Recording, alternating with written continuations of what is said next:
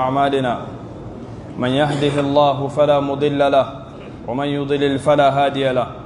أشهد أن لا إله إلا الله وحده لا شريك له وأشهد أن محمدا عبده ورسوله صلى الله عليه وعلى آله وصحبه ومن سار على نهجه وسلم تسليما كثيرا. والسلام عليكم ورحمة الله وبركاته.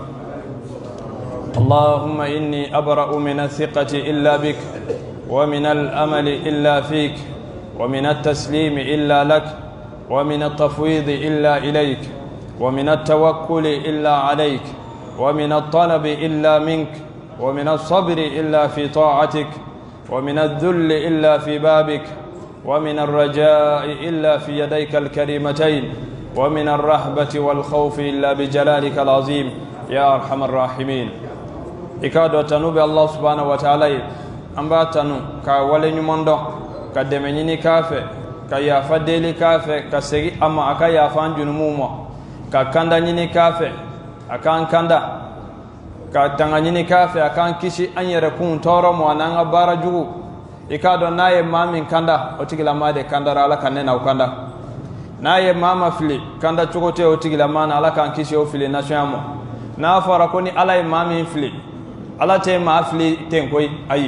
ما de bi batnyena ki kodo tnyema wala ala yereba kodo ila ala kan kishamo nonte chide unchira mun kamo wala sa anga kunaja chide unchira mun kamo wala sa anga bo an yere kalamo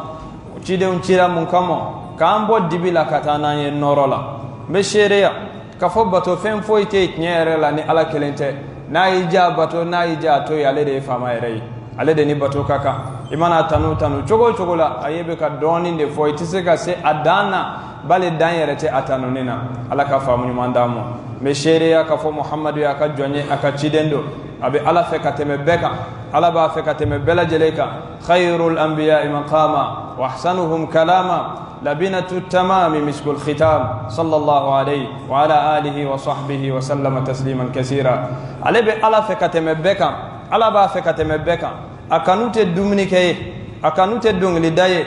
akanu korate kona to fore ki yere akanu ye fen kelende al ittiba ni ma min be ala fe ibe ala kira fe wallahi bi seda ala kira senda nona sallallahu alaihi wasallam o ko fe kawfo ni islamia folie o de aljina kono de on ka folie wala fo samanti o de assalamu alaikum wa rahmatullahi wa barakatuh.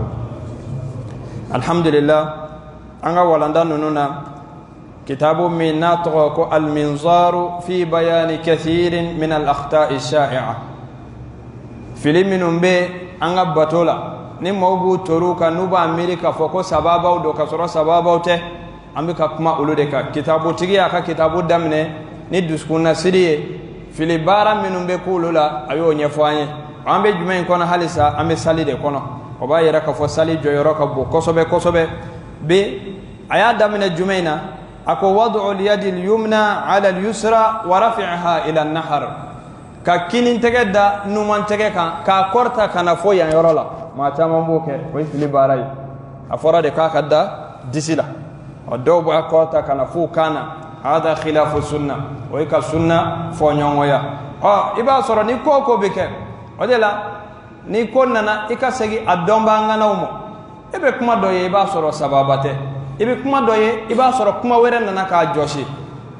ubu ka dalluke jumaye atigila maw Allah subhanahu wa ta'ala ba fo aka kitabu bayna ko fasalli li rabbika wanhar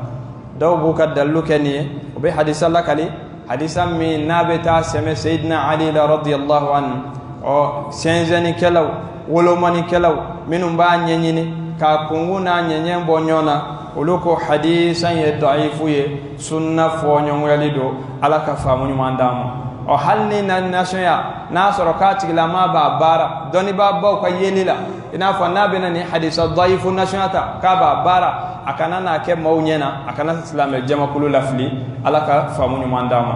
amba do ka fo ko tege be koni kinin tege o be dannu man tege ka wa fora ko ka dayoro jmai afora ko ka da disi de sanfɛ disi ye jumɛn ye o de ye yan ye dusukun de bɛ o yɔrɔ la ala ka faamu ɲuman di ne ni aw bɛɛ lajɛlen ma fili dɔw ye jumɛn ye tuguni fili dɔ ye isti'jalu ba'd al-a'immati bis-salat وعدم الطمأنينة وعدم تمكين المأموم من الطمأنينة بالصلاة وقراءة الفاتحة خاصة في الركعات الأخيرة. المامي دو كفلي ويجمعي وبسالي تليا أدو تاي سراني أدو تاي ري وبافوكو كدي جماعي وبسالي تليا mafati soro sali kono basigiti soro sali kono ma minu mba kofe olu tise ka alfatiya kala ka dafa olu tise ko ka duwo minu kanga kala kumbere minena o tise ko kala ko dafa minu kanga kala tenturula o tise ko kala ko dafa surtout arakan labon ibaye do bo fegenya katema ko jugum o ye filiwuye fen minni amon sa kosobe o anganjija sali ka mafa soro sali kono ote sunnaide o yoro kunu de sali josen do de ja kuya de wa almami ka ja kuya do kateme bela jeleka o de lebe madhabu anga almami banu do ka kuma me amba do abe fo sujudu la misali la subhana rabbiyal a'la wa bihamdihi afara ko ka fo shiya jole shiya saba o almami do ka yelela anga madahibul arba'a nununa ko ni ye almami e kanga fo wolonvla wal maduru wala sa ko mo ko ka saba soro almamu kangu haklito ni nakosobe se ma chama be ba soro waswasu bu soro salila naleka nin duwa nunu madafa ni almami wullati soma wuli abaka makla folo kasore kanga tuga almami de ko almami fana kango yoro de famu sali madabo haraba kamo amadabo telia kamo sali dabora de kake aketugo nyumana odela mama be sali kanye iba soro ni la fialedo hani warta ko iba soro ni la fialedo hani dinya joro tabulo ay ala ko qur'ane damnena ako salibo kisile do salikelaw jumen ko do de la nuba fodoron ikana fo salita kunye de e kanga fo de ko salikolon ta kunye ala mo fo qad aflaha almu'minun ko tigen kana mu'minu kisira ali ala de o kisi ube aljina ko na sigata la mu'minu jumen ko do alladhina hum fi salatihim khashi'un ma min nubu kasalila ummal faledo usiranedo alanye abasigiledo abi jokanye abi birikanye atebe turukanye sigilube kekanye odeye mu'minu tamashiye o manga sali haraba o ko jugo baye ala ka famu nyumandama fili dowe jumenye tuguni adamul ihtimami bisujudi ala al-a'da'i sab'a tenturu kanga ke nibina sujudu ke akanga ke yoro wolo vlaminka ma chama be ubo yoro fegenya nibina teturu yoro wolo vlabe foka dugmana soro jumenye aljabhatu ma al-anf tembara foka daduguma nu foka daduguma wa butunul yadayn ani tagafura fla okonana foka daduguma warukubatayn ani kumire kurufla foka daduguma wa atraful qadamayn ani senu ulukanga keta ma chama ba sen keta ni yoro wolo vlain ni kanga keta sebe jo ina fo afora chogomi nu o kanga daduma imanga teda kanun korta wal makanun da ka te korta ala ka famu mandamo wadira annana hadisawla ko ala kirako sallallahu alaihi wasallam ako iza sajada al-abdu sajada ma'ahu sab'ata arabin wajhuhu wa kaffahu wa rukbatahu wa qadamahu wode ambaraka kuma min fiye sisa yoro wolon vlamin kanga daduguma wode adalluye ni hadisai muslimu ba lakali ibn abbas abdullah ibn abbas radiyallahu an alifana ba lakali kabo alaka tidena ko ala kirako sallallahu alaihi wasallam umirtu an asjuda ala sab'ati a'zumin ala aljabha wa ashara bi yadihi ila anfihi wal yadaini wal rukbataini wal qadamaini muttafaqun alayh ni hadisa bukhari ni muslimu yabo ko ala kira ko kale nyamariyara e joni be ala kira nyamariya ala de ba nyamariya akale nyamariyara aka tenturu ke yoro wolon vlaka son wolon vlaka tenda ka sorla ka bolo nyeshi ananumo fonu ngada duguma ani tege fla ani kumere kuru fla ani senungu ni hadisa yi benkele do aka bukhari ni muslimu ya bo ko hadisa kena mando o jon ka se ga ayre kolo alaye foni mbela jele ka daduguma nana e ba soro dobe nuye sujudu ke ubu se fla korta ko fe dobe nuye sujudu ke ube se nunu nyaga minyo ko fereke nyonata dobe nuye sujudu ke ube se nunu petele dale du tota ay sujudu na kera afora ye fo chogo mina yoro minu kan da duguma e kan wo bede da ina fo ala kira ya fo chogo mi sallallahu alaihi wasallam onne yo ke wala sujudu yemi e bisoro ko na fasoro adoy juma yetuni adamul inayati bi ma'rifati ahkami salat iba soro ma chama yerebe o fana fili bilebele bay umma wayre tu ka sali kitila dangania mana boy josen folo mana boy noye kalimatu shahadai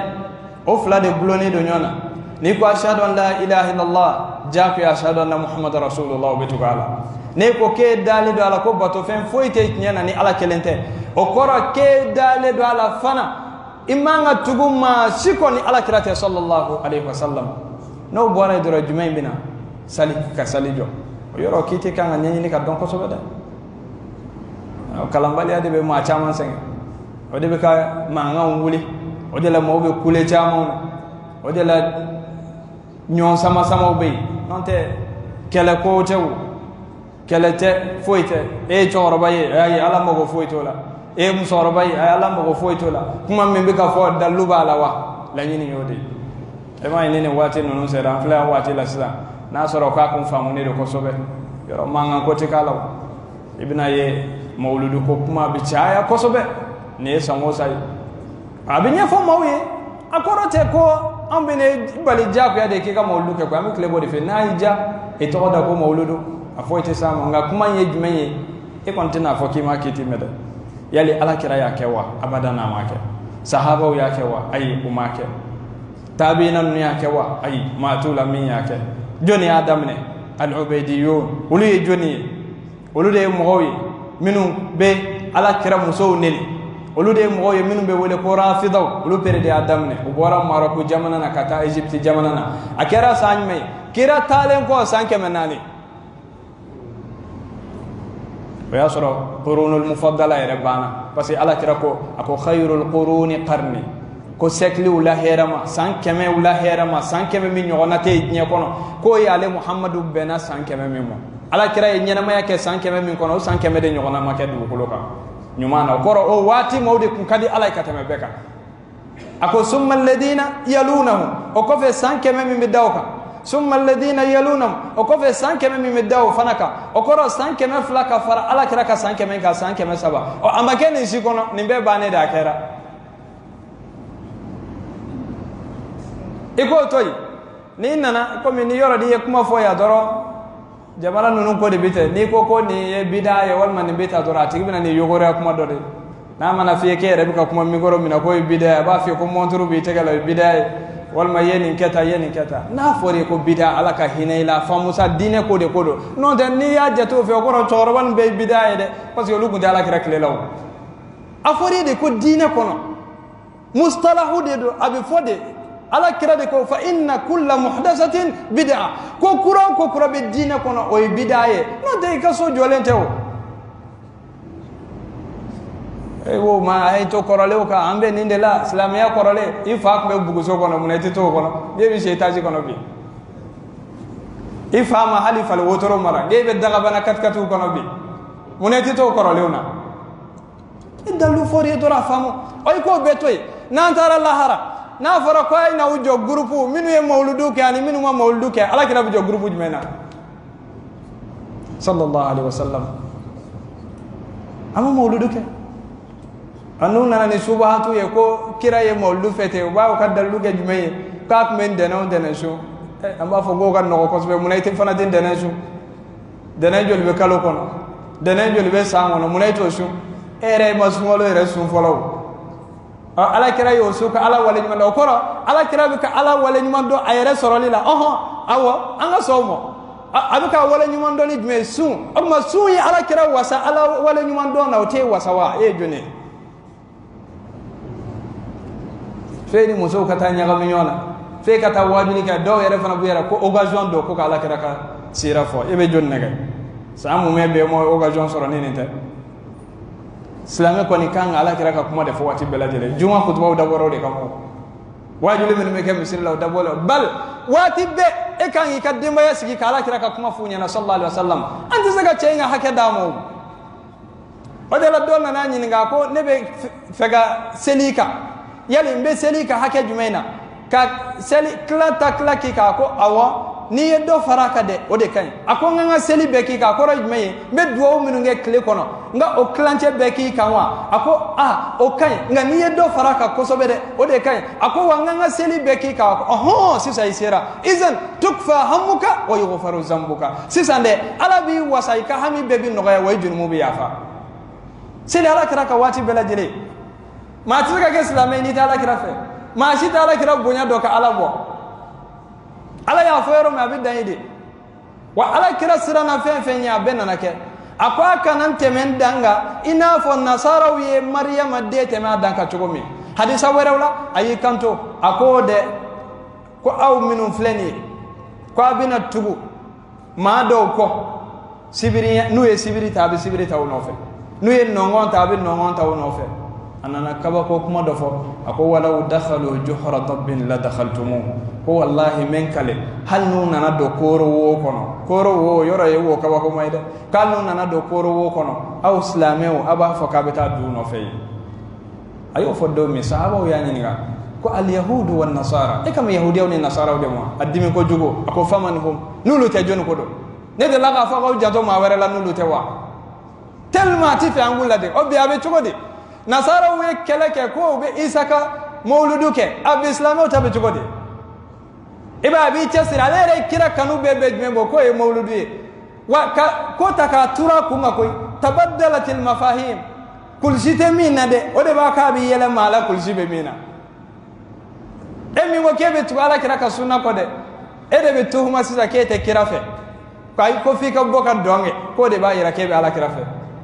ko fi kan ni sojami temeka tukala kira ko ni sojami temoka o de ala ya foka kuma bala telma ala de angla bando ako qul in kuntum tuhibbuna allah muhammadu afuye nasru bi ala fe parce que o chamande bina kule ni ala fe ya ne fe afuye nubi ala fe de fattabi'uni ko tubu e ala kira ko sallallahu alaihi wasallam kira ko meseli foka se fere bi hal ni seli jayna bi mawdo yesurun tila kira ko mo jigine do bi mama jigine ka dogo kira ma yere di nya kanu bi karamo ka nya kanu be nyine ka juge ka tebe dongli dalaw taka e be ala kira jogo be mi sallallahu alaihi wasallam anne o wulla dore be dabara mo ngami ayango de ko ka jogo gla ne ko jogo jumen ko do tari koro wede be jogo lanti min do de jogo jumen ko do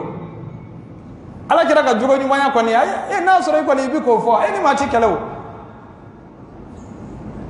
ale ko e jogo nyuma tigi ma mana dugu koloka min jogo kayni muhammad sallallahu alaihi wasallam o ti ibi shi ke ka fo de tekla ibi shi ka fo le tekla abi somina kere fe mo gowi ni yafo na yifo ka itega mine ko ati itega bla fo na ye somi soro ke yere fe ke itega bla ibi fe ka itega bla sa abi soro ke itega ni bi ka kuma fe kibariya mi ale reba donga teme ka koy nga ba nyachi ka yere bedi mo ki ka kuma la me ka ke ba fama de ka kuma were me folo note bala bina hali kuma wala ko dodo don nana atara erezen do nyini fantan do kira bonyani nega bala kana ni erezen do kana di ala kiramo ka ko sallallahu alaihi wasallam ka erezen ko kana di kiramo kira ka sunna ye na ye femmi walma ni fendira mo na ya du kini femo ga ba do mo o sunna bi ka tunu ma chama bole ada na ya de kini femo ko mo e fana ta de kini femo ko mo de ba segale mo mimba nu ma fa ba do mo o de hakke to ko ko ce na na rezende ala kira sallallahu alaihi wasallam kira ye rezenta na ye mindu abi yela musa nike abata abadu rezen fen fe be datugula insan fe asati insan fe foka be do ngaba sahaba utato ni ngatemete ko doyani ni ga ko korole bi del kam min ke oteni de ceta le mo ako nyedo ko nin cey anana ni ndale mo ni aka fen la valeur made ya yere de senge ka togo be ke kanale ni soja kan ndale asirana na ya diddo mo abika duwati mi dokana na fo ko rejen kumune do akana cetoro akme ka duwati mi akumune do amande asirana dokano fo ce kana toro ese ni jate mino wa mo yere la biya ati ala kira jogo sallallahu alaihi wasallam ni be kira fe bo de la dege aw be ble na wajuli la karamo kera ble kalawe e ko kebe kira fe be mawludu ke be ala kira jumen ko abuka mo bo salila e be kira jumen ko wajala akoya ko adamul inayati bi ma'rifati al ahkam khasatan fi salat parce yamuka ko modeka islamio ka fili doye bi ute kiti nyanyini ka don ni ma do ko mawludu may e kala tew anyi ngaka dalula dalu be mi ko yo dorande dalu te ko kari masina yake ko yi dalu te ko mimbe ga ke ko jama ka to yoro do yere bo fo ko ko yi ko sigata ala ko nyedo de ni anya jo ko san wosa ko dobi fara jama ka do yere bi ka to ki ba soro ko baraka be kar sala de ko ko jama baba ko ne ngono do ja iblisa ni kona do de te parce que ko jama ka tani betay e jama ni baraka be fangale o te fangale o dine kiti anganji janga nyenye ka don kana fo ke kun fe se ibe ka bara ke ibna ta ajigiya bi la ibna ta sarale min ala bolo ala min ibla bara min ibto sara min ala bolo chugodi anga haklito yorola ala ka famu ni mandamo odela ibaye ka salikiti nyenyini ka don jaku ya do ni qur'ani aya walaje yoro min ala ba fo aqimis sala iya laje ibaya nana qur'ani ko na bi yoro bi wolon flako muna ata fo kay salide ay salijo o kora ka hake be damo ajabu ya awajibu onyini ka do ajose onyini ka do asuna onyini ka do afenka no ne onyini ka do ni banye onyini ka do ni ba kien onyini ka do hal ni ma fewere don tuguni ika jose duru islamia jose duru onyini ko do ni bi ben ni tebe o doni e be mo wajibi mama ni fatura iti seta ka da fo ala ke yin nga kiye mun barano yi o doni e jakko yade ante ka wajuli ke o manyini fe ni yake bi baraji so ika kitabu sebe ay ala tina illa jabal lahara do ki ma kitabu bo yani kitabu bo ala ko la bi baraji so ngabi ni nga jume na no e jakko yi o de ka dina kiti ibn mas'ud aya sura chogorba do bi kaseli Allahu akbar abi wuli abita bisalam ibn mas'ud kama aklale sella kebe kaseli ko ni ya wal akabi kaseli tabini sa hakembo ako wallahi ni saraki to ni sali tuko ne bitata sumana moneta nyini kado o wanga dine kiti bebite kana manganke kana toro kari masina ni ke ayo te kari toy ni kade ni otoy daluba lawa ni dalube mina okay dalute mina otoy ka hera bodela dine sile do dalude ka koy qul hadhihi sabili ad'u ila allah ala basiratin ana wa man ittaba'ani ya ala rede an welete ko muhammadu afo mbe weleli ke kata alamo mbe alabato mbe weleli ke kata alamo yelende ka noro daluka wone damata koy mama bene nofe ote kunfe maye abe baraka ni dalude ko wama ana min al mushrikin qala tefla ka foyda yayo ode ka ko ala ka tema bela jereka ala ka famu ni mandamo afili do we jume yetuni adamul inayati bil fatiha magodo mbali al fatiha la fatiha de ka gelena be suratul fatiha o fili do we jume hal nasro man chama fe ngafiludo mislu kasri lami fil alamin fendo be niyo ke doro korobiyel aw fatu hamzati idna أو ضم الطاء في أنعمت ونحو ذلك فيلم منو بك نوتا كورتني إن شاء الله على بوتا باسي تولا نا فيلم من بمانا يلما ويكوجو يده نو كرا سالي ربيتني أنك أنا هكلي تولا ودي راي تشسري الفاتحة كلاني في كادون سي أو جورو بدبي إكباتولا وي فيلي دوي anglo ne be minna do be qur'ane kala wallahi almamu yere do koy ka kla ere ta do ka be sura mina jamana ko na ngani yo boy da do ngodo be kuma qualité be fimo to qualité be fimo kuma fala be fimo fala yoro de be jamana ngone ko depuis mo wulo wa hal saw be ni ko nununa aw ko bana makene afala halsa yala kira chira minu mo adewnde do adewntew wa be afa flawi ana mo ke flawi ni ka qur'ane mai tiga qur'ane nye daba akala misiri dola almami do sanuquru ka fala tansa ko sanuquru ka ko baradansa o be qur'ane fadme ni ya do me ere ta do ka bi Qur'an yoro min ba ba mo seli ni ko samuga sambisaba ati saka fo ko ni be almami ala bi ko tede ko debi bongo ko tuti ke wati dinay bongo ko tuti ke lawta de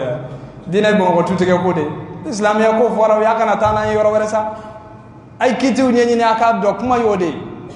ni filila tay kata glan ni bon be ga ke ala kamo ni madala ko bi toro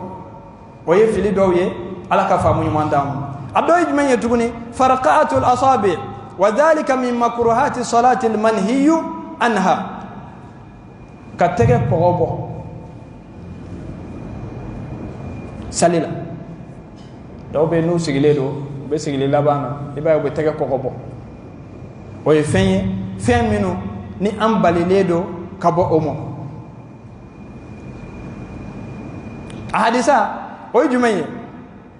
do ba la kali no ye shu'bay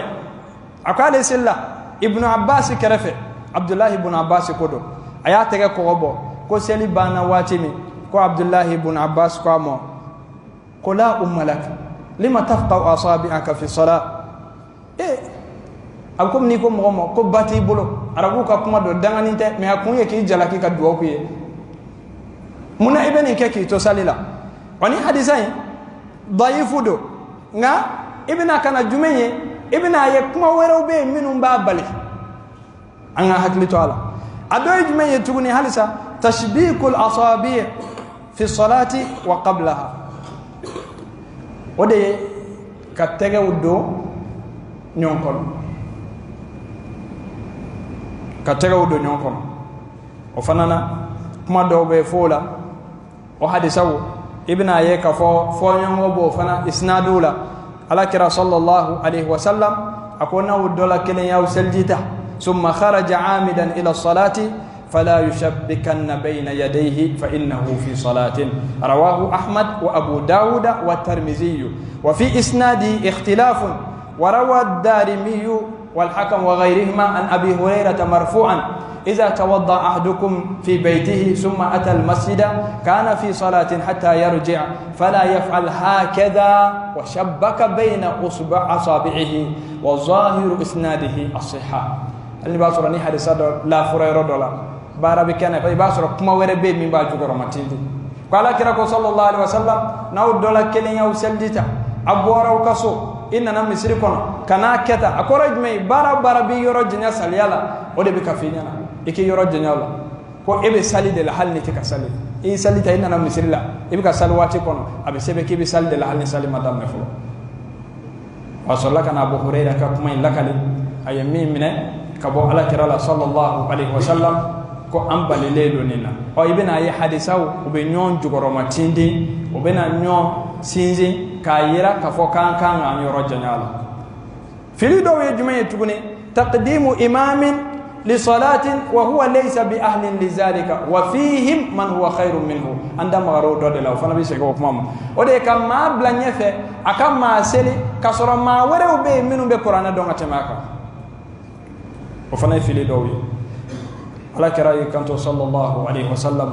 أقول يا القوم أقرأهم لكتاب الله رواه مسلم عن ابن مسعود الأنصاري رضي الله عنه أقول ما وسلي ما مين بي على كتاب دو كتم كل أبي كل من جل مين بي على كتاب دو كتمو بكا ودي كان قبل نفع نو بكرة كلي قرآن دونينا أبي الله جو فلا مين بي فيكو دو مين بي سالي كيتو دو مين بي باتو كيتو دو كسبه nu kera kele yola abina laje foka ta se yoromo min pere do na islamiyala fa ta se yoromo wanne ba yerana kafo ala sosola o ka almamiya o mausa hal nasoro ni mausilla ko fe ati foku ka selite minade o ka selibe minade nga almami min donne do masala abe so bonke almami min donne do abe jeneyake almami min donne do bid'a modo akanunite ko bla almamiya la ay kuma en famu de ma fi woni salla ko ka selite minade de binikele afamu e ka salibe mine nga atigla ma ka nga janto akanga janto jumena min kausa ka seli ma kofe min be illa fiya lafiya ye jumɛn ye e yɛrɛ ni lafiyalen don i ka bato la kuma in kɔrɔ de y'o ye ala ka faamu ɲuman d'an ma fili baara dɔw ye jumɛn ye tuguni salatu ba'd rijali khalfa nisa cɛ dɔw ka taa seli muso dɔw kɔfɛ surtout bɛ kɛ yɔrɔ min ka caya o ye makan ye haramu la alikaba misiri la i b'a ye motiyaji bɛ kɛ muso dɔ bɛ n'i jɔ cɛ dɔ jɔlen don a kɔfɛ o ye fɛn ye fɛn min n'a kanunen tɛ parce que khushu o basigi min bɛ seli la a b'o bali a bɛ kɛ sababu ye k'o bali e bɛ ka seli muso dɔ kɔfɛ o bɛ biri e yɛrɛ bɛ biri a b'a te turu i b'i te turu o ye fɛn ye fɛn min n'a kanunen tɛ nka dɔnnibaa dɔw y'u kanto o ko fo n'a kɛra darura gɛlɛnw ye i n'a fɔ selikɛnɛw la i nana place ma sɔrɔ yɔrɔ bɛɛ ɲagaminen don ɲɔgɔn na walima juma la i nana place ma sɔrɔ yɔrɔ bɛɛ ɲagaminen don ɲɔgɔn na yɔrɔ dɔw bɛ yen a misiri ko ka gɛlɛn ɔ fo dɔnnibaa dɔw ye haramu u y'o bɔ kɛrɛfɛ nin ko in na parce que haramu ta nin ko in na o labɛn ka gɛlɛn kosɛbɛ u bɛ cogo bɛɛ kɛ tawafu bɛ ka kɛ waati min ka cɛw ni musow bɛɛ bila ka t'u place la nka dɔw tulo ka gɛlɛn ko fara u tɛ sɔn fiyewu ne ma seli yɔrɔ sɔrɔ i b'i jɔ kuma i tɛ seli wa o de la dɔnnibaa dɔw y'o yɔrɔ kɛrɛnkɛrɛn ka bɔ a la i n'a fɔ Sheikh Abdul Aziz ibn Baz rahimahullah ale ka yeta la ala ka faamu ɲuman d'a ma fili dɔw ye jumɛn ye halisa o bɛɛ bɛ musow kun kan qudumu nisa'i lil masjidi wa hunna bi zinati wa tibi musow kana misiri la n'u ka masiri ye an'u ka kasa jalan ye ni b'an ka silamɛ muso caman na dɛ i b'u ka hijabu ye f'a bɛ manamana hijabu yɛrɛ donna k'i ko ka goya cɛ bɛɛ ye fo n'a bɔra i cɛ la nka hijabu yɛrɛ de bɛ ko ja cɛw ye e yɛrɛ ni ala cɛ e ka hijabu ye hijabu ye walima muso depuis a bɛ kare kun na i b'a ka parfum kasa de mɛn yɔrɔ olu de bɛ parfum dagɛlɛn ninnu yɛrɛ fiyewu depuis a mana i b'a ka parfum kasaw mɛn o ye kojuguba ye silamɛ musow k'u janto u ka siran ala ɲɛ u kana tulonkɛ o yɔrɔ la dɛ o ye kojugu belebeleba de e ka ala kira ka kuma lamɛn ala kira ye min fɔ o la sallallahu alaihi wasallam a ko ayyuma mra'atin ko muso o muso asabati bukhuran a ye wusulan kasa k'a yɛrɛ la a ye parfum kasa k'a yɛrɛ la a ye gɔngɔn mugu kasa k'a yɛrɛ la fala tashhadanna ma'ana al-isha al-akhira a kana na seli an fɛ safo la dɛ a kana na seli an fɛ misiri la dɛ ɔ dɔnnibaaw nana ka na jumɛn in fɔ ala kira ka kuma wɛrɛw la a y'i kanto a ko ni muso o muso bɔra a ka kasa jalan b'a la cɛw y'a kasa minɛ k'a nɛgɛ minɛ k'a ka kasa in nɛgɛ minɛ a ko fahiya kɛza kɛza kɛza ko muso in ye tan dɔ de ye tan dɔ don tan dɔ don sahabaw t'a to o ka tɛmɛ ten o bɛ fɛ ka dɔnni sɔrɔ o bɛ fɛ ka faamuya sɔrɔ o ko k'e ko tan tɔ don tan tɔ don ko tan tɔ kɔrɔ jumɛn ye a ko jɛnɛyakɛla don jɛnɛyakɛla don jɛnɛyakɛla don yɔrɔ musow bɛ ka tulonkɛ ni yɔrɔ la bi dɛ an ka ko nin yɛrɛ kɛlen don kabako ye hali silamɛw ka ɲɔgɔn kun bɛ yɔrɔ la i b'a sɔrɔ ni musow de bɛ dorogo la musow bɛ boli u bɛ taa yɛlɛ pojɔnw sanfɛ u bɛ na mikoro la u bɛ kule sunnamaw nin tɛ ala kira ka sunna ye dɛ ambiance kana to a ka cɛrɛn tɛ ka sira bila dɛ a y'aw janto dɛ wallahi ni fɛn fila ni nin bɔra an ka kow la yan an sunnamaw ko don an bɛ lafiya kosɛbɛ o de ye jumɛn ye ka bid'amaw ka sama olu nɔfɛ silamɛw ka kungow kɛyɔrɔ la bid'ama bɛ taa mun ɲini o bɛ taa mun de la yen nin ko k'a tɛ ala fɛ a tɛ ala kira fɛ a tɛ e yɛrɛ fɛ min bɛ ala fɛ ne ko i b'o kanu mun na e ka limaniya bɛ min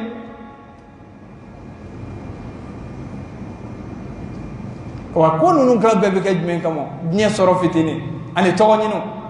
a jama cayara ko n ko karisa yɛrɛ tun bɛ kɛnɛ kan ni ala tɛ karisa fɛ dun ani wulu bɛ ka kɛ ala yɔrɔ ala mago jumɛn b'a la a y'aw janto nin yɔrɔ in na ni fiɲɛ juguba bɛ anw ka maaw la f'an k'o fɔ an da ka di maa wɛrɛw ta la mun na an t'an yɛrɛ ladi anw minnu ko anw ye jɔnw ye ahlu sunnati wal jamaa ko anw de bɛ sunna kɔ ani jamakulu jamakulu tɛ jamafu ye koyi jamakulu ye jumɛn ye sahaba jamakulu in de ko don tabiina jamakulu in de ko don munna bid'ama bɛ taa anw ka kungow kɛyɔrɔ la maa min bɛ tile ka ala nɛnɛ a bɛ ala kira nɛnɛ o bɛ mun ɲini anw ka kungow kɛyɔrɔ la m'a f'i ye jamana kow la n'a ye ɲɔgɔn sɔrɔ yen an bɛɛ ta ye jamana ye e min bɛ sunna na i sabatilen don ala kira nɔfɛ e ta ye jamana ye bid'ama n'a kunkolo fununen ale fana ta ye jamana ye a bɛɛ ka jamana n'an ka diinɛ ko la bid'ama bɛ mun ɲini a bɛ samaw nɔfɛ mun na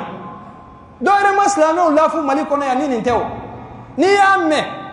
kalabanci ni tiɲɛnikɛla bɛɛ ye san sɔrɔ yan olu bɛ ala nɛni u ka telew la ubi ala nini uka rajola ubi ala nini uka mimbaruka ubi ala kiran nini uba muso nini aw no be kla ka nyon wele événement kero la ka nyon sumu ka yele nyon fe est ce nous qui fa nini ki ban nini bu wele ya angani ndanye ko ranga la jeda am soro kana njo mimbaru la ka kashi ko ala ka islamiyya deme ala ka islamiyya korta ala be islamiyya deme ke ngaye joro jmenye est ce que ka bidama ko ni abla iduskuna mama bi fa nini ite ko tigi fe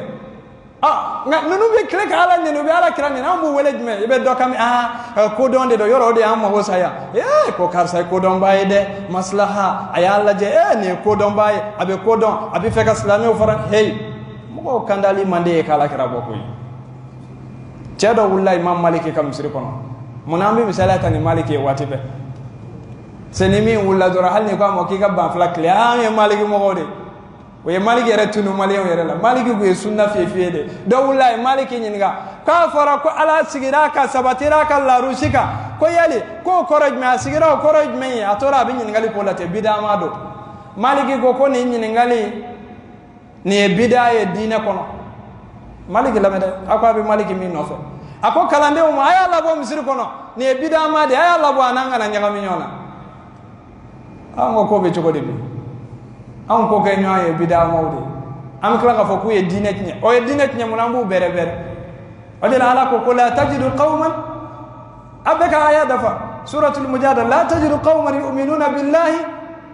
wal yawmil akhir kite jama kulu soro jama kulu min be ala fe adalidu ala la ay aya la mede ne te qur'ane ba be bule aka dale kale di kuma na duro ba fo ke ba fo ka gele am tewo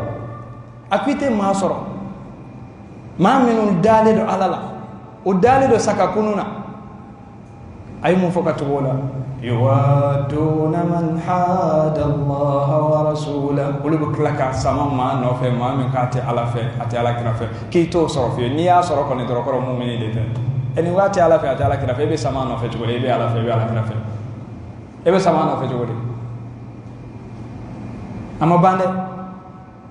ko walau kanu aba'ahum kana sarafa da te kafe أو أبناءهم هل نهديد اعتكافه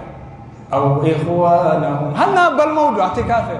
أو عشيرتهم هل ناك كبيلة ما داك دوغلا ما دو تنغا كواتي على فده والله على كانوبان يعتكافه أني مولا بيا دورتك بدا مو جمو ناونتو دورتك يوغرو جمو ناونتو سو مانا على نيني تشوغو تشوغو ومانا على كران نيني تشوغو تشوغو ومانا فهم فكه aunde be kala ko wele anga ko ngola ala ka fa mu mandama ala kan kishi kan kanda wa sallallahu ala muhammadin wati banada ayo amin ya rabb amin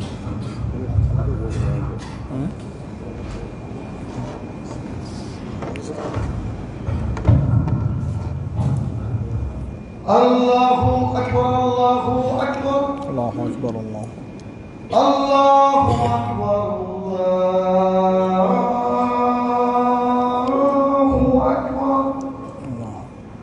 Asyhadu an la ilaha illallah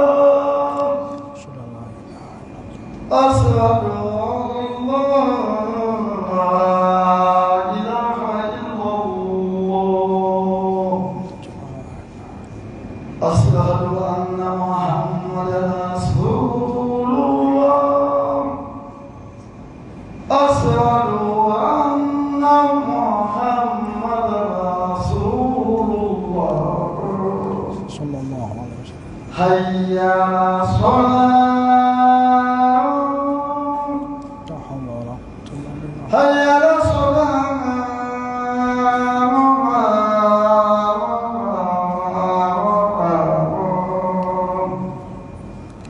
حي على الفلاح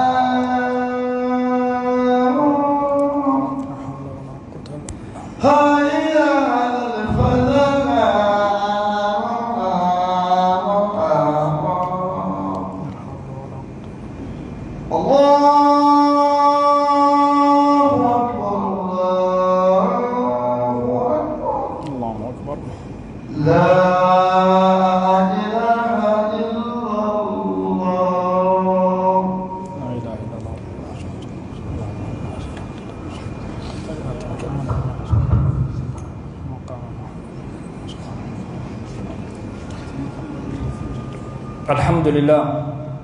tanube alay sali ani kisi o be ciden banka no Muhammad sallallahu alaihi wasallam hal sa ala kira ka maula kuma min nana na yang bangan janto angana cerete setana ti toy o de la ko mo ko udkhulu jonu ko de mu'minu ya ayyuhalladhina amanu aw minun dalidu alala adaledo kirala adaledo sakakununa udkhulu fi silmi kafa ayaw bakurum bado islamiyala wala tattabi'u khutuwati shaytan kwa kana tugu shetane ka tasira chamo ko de ni shetane masekiya ibla kafira iba so ibe barany mamina de abina ka bo masri bolo de ka ma chama so e ko sunna maye ebe giri na bidama no fe ikiye sunna maye ebe bidama wele ka kungola wa majume kodo ni ma dodo anni siga ba ka bidala ulutewo kama biski otede ma mi bida fana bay jamana kono min tala fi atala kirafe ando musala ko yi ayi e ka kono ne man kono ni alay de dina ko dedo dugo tigiyate du tigiyate anga islamo ko janto o kana cherente islamo muso ko janto qur'ane durusi yoro qur'ane konguru ibe muso de girina ube karamugo ni nyonche panga purtila iba fo tneni be tulula yiranto ni koro wal mabi muso de kulela sal kono takbir Allahu akbar ala ko keki dade kaseli ala eske ala mi yo fi obete blato de kikati peren chawchala kati kamboyi ay ko ndanya ko rakala jesa hijida fora ke kana wallahi hal safani marwa chewbe boliku turan yorome telma alay muso bonya ko muso ka tamaye muso ko ayanto fe da mi fani chewka bari de tanga nyonyone ay ta muso la je hiji ke rola ibita muso de kamme fa ba ko ni hajarul aswad soro de ima wi nga fini fara tu ima ko infam wallahi ma fam don nana kana ni ngon fo amba Aisha radhiyallahu anha atara hajarul aswad soro hiji wati aniso jali anan ay kuma fo aniso jali ka Aisha kwa mo ina fonye mi nyon fo sa kiye ko jugu de ke ni ta ala kira ka tasira fi sallallahu alaihi wasallam muso go qur'ane durushi herado an islami muso wiye qur'ane bu kuna ni soja ko te ka bo mama ni be ala fe ni yo yebe konta e nga muso ka purti chewchela hujumani be munu na gu photo ta abu jenge ya fe o ba keta ko jume benna akana ke sababu ka lagu sisi islamia musa ambiance minu kadawe ka kora ay sabali sakulu do to kerefe ini che ka ambiance ke sokono yi ambiance min kadi yala mi balal ay okay mais ay sabali kana islamia to tnya sa ay ko indanya ko anga tnya fonyo de anda kadi ma wera utalaw ni finya jugo baba nyere la sono soni du muso de panga porte la wakara mo te fam fuyo parce que girimanda mo wati bela dele o tnya de ko jugo de do unu ka parfum kasaw unu ka panga porte chewchela ka kule takbir Allahu akbar joni o finyana joni blawla hijabu la jebe femme no be ka woni ko hijabu la jebe masiru la jebe ibe hijabu ye to se bene do aka madame Karsa ite plaki do taka genge la doro ke ka dugo mawlay bi ki yere yira halsa tegen kaw be bolelo monturu dagelo ka yira ya wa karam ko do be seni ko non nafi jalla sa bi toro febe la fonni wa yaw janto de ni kele ti kala ko la ala ko ti bolo de ala kiraka kuma la me halsa ako la tamna'u ima Allah masajid Allah akan alaka jomso bali kata alaka sola wal yakhrujanna tafilatin wa ma'na tafilatin ay ghayra mutatayyibatin ka kan alaka jomso bali nuku bita alaka sola akan ubali de konga ukabbo kasoro kasajalantula ukabbo kasoro masiri mi ufora otula wajala koni ku Madina musowe utamashara ni jume ko kono do be obe komi ko kaka ke kumbu yetede Madina muso ani chebi be kare belebele bakono bolon wono amoti ajitede ngabita iba fo kaka doko wokono odela amba Aisha balla kale koni aya nuna lema maye miya baraka Madina muso bo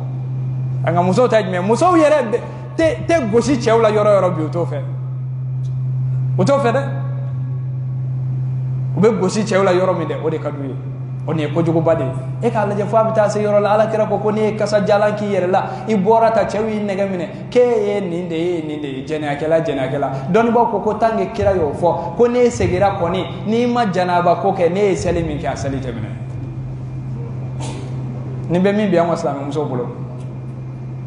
abe mi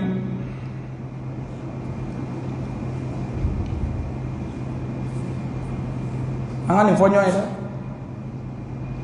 ad-dinu nasiha dina ko non jeyadi ni ya bara alhamdulillah eni ma bara hal ni dona parfum bargo ko nakabo afenti samo ko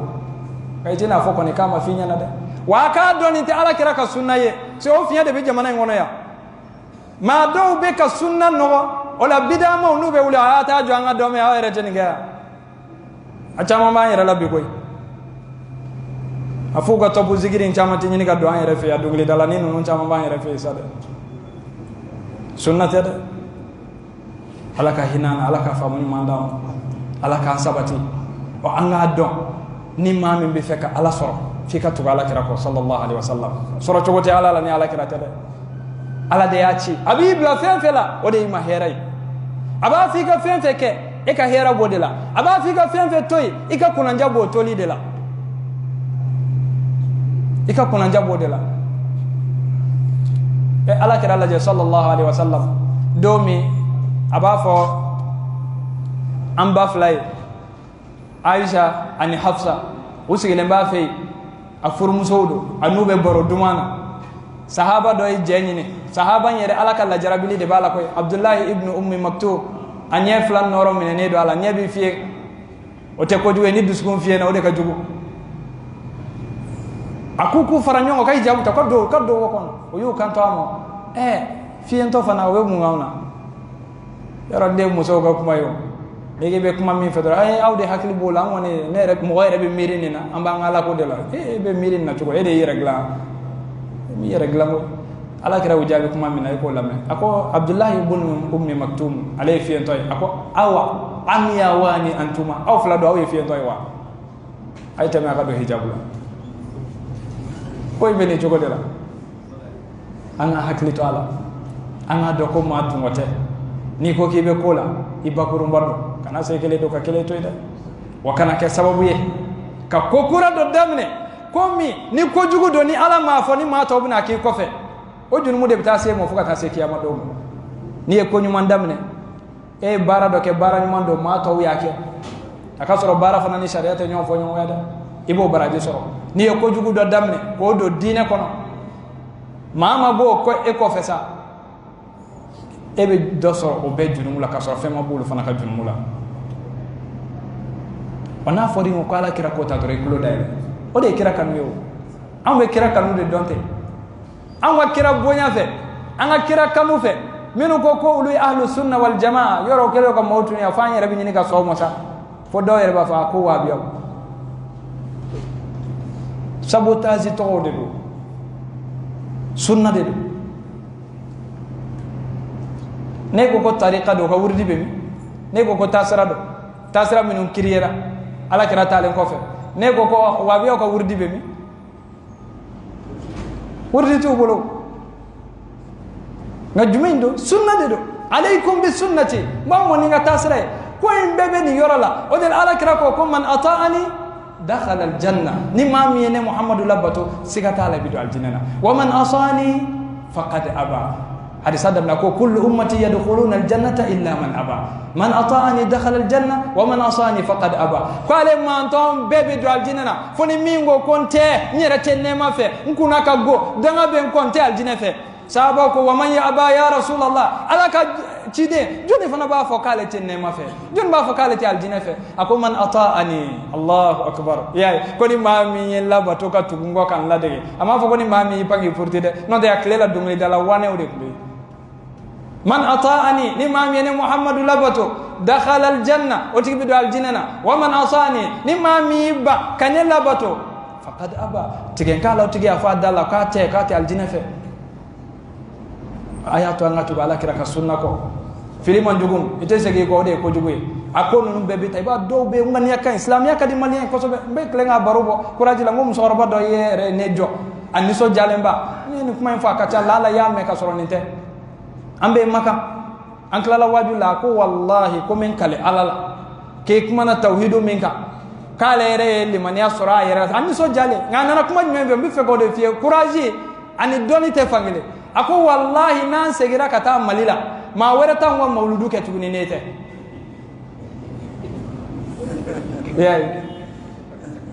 ani so jale o kuraji de be ma chamana ba kaja ka mauludu ba fatima ka mauludu ka o be sambe ba mauludu ke lera kata go tela ne ka go de atobi ke fube kundi ko demuli bamuna afo hali ma bu songa nani bamuna ko rodo ko ni ne fa ka demuli bamuna e go ke ala kirala isule de wa fa de wulila ala kira sallallahu alaihi wasallam ke bo kadden ku digi ngai ba sura chama be kuraji de bake ani ube dina na ube vega fendi do kire u yere kerefe be vega toni do sigi karsa yake nyere ba go la be sigi abe kola si jamba do minesa kama na nga mauludu la de ale ni so jara ikale ala la ko masitu ka mauludu ke nan na malila ko ni nete ange ga do ke ala ka ni mon sigi ko man sigi to do aviona nan sigi ra na mena ke nan ta ke amina do o ko yidalude couragité kafoko ni njara nyulla ka boss no wala doron do no tew ay filibi saka sor hada maden dafalente ngani yidalu me dorati bako hada made dafale ote kullukum khata wa khairul khata'in tawwabun ko be ma